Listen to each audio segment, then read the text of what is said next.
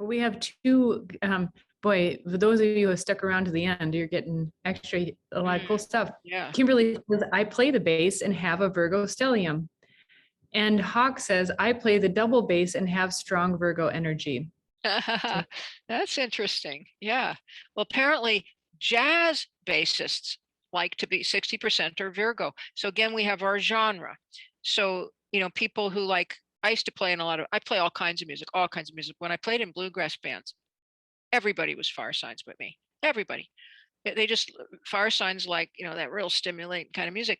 And I was always impressed. And when I worked on telephone lines, I was on the day shift and I couldn't handle it. And it was all Geminis on the day shift. And then I moved to the night shift where everybody slept and read, waiting for the call. Everybody's water signs. Wow. There's such a difference in people, but nobody's, really paying much attention, but it really does work.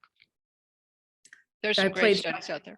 I played saxophone for a number of years and loved jazz band, but I had to read music. I was not an improviser.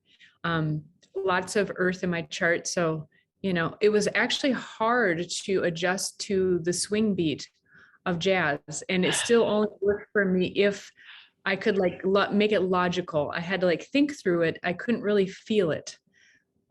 Yeah, jazz has zag. I call it zigzag.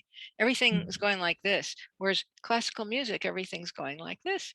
It's quite different, completely different. Yeah, I've noticed that people who studied classical violin could never get the hang of the bluegrass fiddle, which is fiddly. They just couldn't do it. They always wanted to have this kind of sound. And you get just somebody off the street who's never studied classical violin and they can learn to fiddle.